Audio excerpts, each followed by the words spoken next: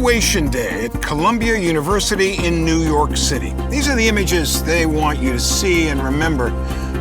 This they would like you to forget. Columbia University has been the scene of a protest that began in mid-April when demonstrators occupied part of the campus to show their opposition to the Israeli assault on Gaza. They like the theory of disruptive protest, but not in an actuality, because we do, again, learn this in several of our classes, some of which being required at this university, but are not able to take that theory, what we've been told is right and just, and actually apply it. Columbia is one of the country's leading schools, just a notch behind Harvard or Yale. But when it comes to this protest, it has been a leader. At least 50 other university campuses have also been hit by protests, and there have been at least 2,000 arrests nationwide, some of them by police who are accused of using tactics that were more violent than necessary. And at the University of California, Los Angeles, all the way on the west coast of the country, people wondered where the police were when counter-protesters, some of them armed with metal bars, attacked the demonstration that was in place there. Columbia University's president was called to appear in Washington. Anti-Semitism has no place on our campus, and I am personally committed to doing everything I can to confront it directly. The very next day, police raided this campus and tried to push the protesters out. The students who arrived back in April are still here. The protest is ongoing, and all of this continues to resonate, especially with one Columbia graduate who was involved in protests here decades ago, the protests that surrounded the Vietnam War, protests that resonate to this day. Students say, faced with the authorities who want them out and the police who've been trying to get them out, that they have a right to be there. They have a First Amendment right under the U.S. Constitution. Is there anything to that? Oh yes, of course there's something to that. The First Amendment states that the government shall make no law restricting the freedom of speech. So if you're peacefully demonstrating in a public area, you should not be impeded or suppressed from doing that. There have been instances across the United States now where peaceful student demonstrators who are not disrupting anything have been forcibly removed, arrested by the government. So that arguably is against their First Amendment rights.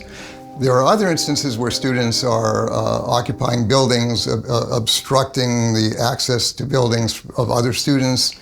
That's an action, that's not just a speech. And so the First Amendment does not protect that. Now, you were part of a group that did exactly that. I did exactly that, right. So how much does this resonate with you and with your memory of that time? Well, back in 1968, I was a student at Columbia University. I was a 19-year-old sophomore. By virtue of being a college student, I had a deferment from conscription into the military. So I knew that because I was a student, that there was some other young American man in my place in Vietnam in an unjust war, killing or being killed. And so that to me was an intolerable situation. I couldn't just say, well, I'm going to have a picnic on the lawn, I'm going to go to class, I'm going to get my credits for the course. It was every breath I took was infused with the knowledge of this, the atrocities being perpetrated in Vietnam, the dangers that my fellow American kids were facing, the horrors that the Vietnamese were having rained down on them. And I felt I had to do something about it. And please understand, we petitioned, we peacefully marched, we were trying to get the university to, in our case, to stop doing research work for the military. And our petitions and our quiet marches were not met with any action or nothing happened. So eventually, a couple of weeks after Martin Luther King was assassinated, by the way, which sort of increased the tension of this feeling that this whole country has to be stopped. We have to confront what's going on here. We took over buildings and we closed the doors and we piled furniture up in barricades. And was that protected by the First Amendment? No. Was I aware of the fact that I was obstructing students who paid a lot of money and made a lot of sacrifices to go to class and now they couldn't go to class? Yes, I was aware of that. But at age 19, I felt, I'm right, this is right, This has to be done, okay? And maybe it backfired and helped elect Richard Nixon and prolong the war, but we knew that we were breaking the law. It's a form of civil disobedience. There's sometimes you feel there's a higher law. There's an imperative to save lives. That's the way I felt. I think that's the way the students today feel. I may have been wrong in terms of what's the practical effect of this going to be. They may be wrong in terms of what is the practical effect of their efforts going to be. It could be a big backlash. But I understand that their hearts are in the right place. And I actually prefer them taking these actions rather than just silence. We're sitting here talking about it. People across the United States are talking about the demonstrations, and by extension, they're talking about Gaza. You've seen this in the newspaper, or you've heard it said that it's not just students who are there, it is agitators who are there. And even among the students, these are not just well-meaning students, these are students who align themselves with terrorists. Columbia in 1968, when we were rebelling, demanding the university not support the war in Vietnam with research, people said, oh, it's outside agitators. Some people who were not students at Columbia participated and came and visited us in 1968. At Columbia in 2024, there were some people in the occupation of Hamilton Hall, the classroom building, who were not students at Columbia. So what? I mean, if the allegation is that if you take away these outside agitators, quote unquote, then these things would not have happened, that's just not true. There are many students who support Israel and support its military operation in Gaza. And they say that it's not just a matter of opposing a particular military engagement, they see anti-Semitism at work. Is there anything to that? Well, there's something to it, but first of all, I would point out that there are many students who support Israel, but who do not support Israel's military operation in Gaza. You can even be a Zionist, which means that you believe that the Jewish people are a people and as such have a right to self-determination. And you can believe that and also believe that the Palestinian people has a right to self-determination. So you have to kind of, separate out these things. They don't always fit in the same package. I support Israel, therefore I support the bombing of civilians in Gaza. Not true. But I think, long story short, it's a complicated situation. There are instances of anti-Semitic currents and strains in the protests, but that does not devalue the entire protest movement, which is, I think, primarily motivated by a need, a moral imperative to stop the carnage in Gaza. Students in the United States were part of the massive popular movement that was the Civil Rights Movement. They were part of the movement that ended the war in Vietnam. They were part of the movement that ended apartheid in South Africa, or at least U.S. support for apartheid in South Africa. Watching what's unfolding in Columbia University campus right now, does it seem like we're seeing anything comparable, and will the impact be comparable, do you think? Well, I think it's comparable in the sense that young people tend to be very idealistic, and it's their role in our society to be the conscience of the society. In many cases, also, they have the freedom to actually act on their conscience. They may not have a mortgage, they may not have children, they may not have a job that they have to be at in the morning. So really, their job is to, in situations like we have right now, demonstrate. A demonstration is to demonstrate, to point something out, to bring attention to something. That's the meaning of the word. So, and Columbia University has always had a tradition of doing that. It's in the culture there. And so, when you look at the situation, when you look at what they're saying now, what do they want? What should we make out of this? Well, I think really they find themselves in an intolerable situation.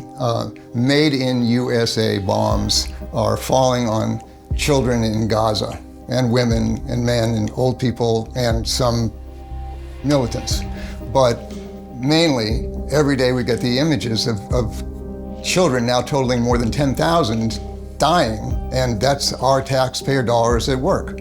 So that's an intolerable situation. You have a choice. You can just tolerate the intolerable, or you can say, I will not tolerate this. And so I'm not going to just go about my business and have a picnic on the campus lawn and get my credits and get my diploma. I feel compelled to take some action. And well, what action can I take? Can I stop the bomb factories? Can I stop the ships and planes carrying the military supplies to Israel? No. But maybe I can grab something that I can reach, which is my university's participation in whatever way it exists with the support of Israel and therefore what Israel's doing right now. Is there another element to this, which is money? Universities like Columbia, affluent universities, are enormous banks of money. The endowments, not a word popularly used outside the United States, but the endowments, the investments of U.S. colleges and universities amount to $800 billion. That's a lot of money. Most of it comes from donors, and the donors have been furious, haven't they, about these protests. That seems to be part of the calculation for the authorities at these universities trying to address the protests. Am I reading this right? No, I think that's true. Short answer, that's true. So the president of the university, job one is to protect the inflow of money from rich donors, from corporations, and from the United States government. And there are donors and corporations and elements of the United States government who do not want this disorder on the campuses for one reason or another. You know, some of the donors are Jewish, and they feel that the demonstrations are anti-Semitic, and this is intolerable. And if you don't clamp down, I'm going to turn off my contributions to you.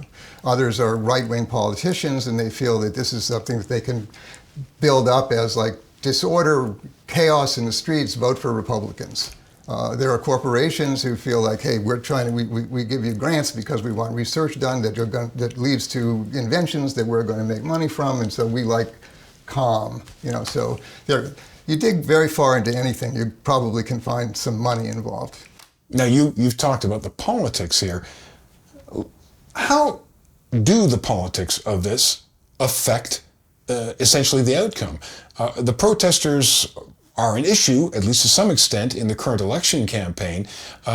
Is that going to help them? Is that going to help the cause that they're championing?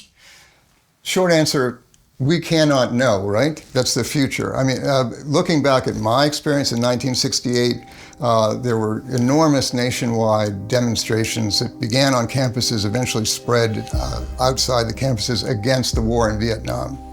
Looking back, you can certainly make the case that what we really did was help to elect Richard Nixon in 1968, who ran against our disorder and disruption, and he then prolonged the war. So did all of our efforts to end the war actually backfire and prolong the war? I don't know. No one can know, because there's no alternative universe where we subtract our efforts. But talk about right now. Some people say, oh, if these crazy kids would stop all their disruptive, reprehensible activities, then we wouldn't be sitting here, you and I, talking about, are the demonstrations anti-Semitic? Are the demonstrations effective? Are the demonstrations supportable by someone who believes in free speech? And on and on and on. We wouldn't be talking about the demonstrations. We could be talking about the children being bombed in Gaza. And is that justifiable, instead of, are the demonstrations justifiable? I don't agree. I think that if you look at any demonstration, a labor movement, whatever, closely, you're always going to find some things that you don't like, and some people you don't like, some slogans you don't like, some signs you don't like. But if you subtract the entire demonstration, what have you got? Silence. And I think silence is not what we need today with what's going on in Gaza. Should what we're seeing represent hope for the Palestinian people and a warning for the people of Israel? I think it should represent some hope for the Palestinian people, because you're being heard, you're being thought about, and there are people who care. You're not just completely forgotten. Politicians have spoken out, the police have acted. University presidents and donors have done their best, but these protests show no signs of ending. We're going to keep following them. Stay inside with us.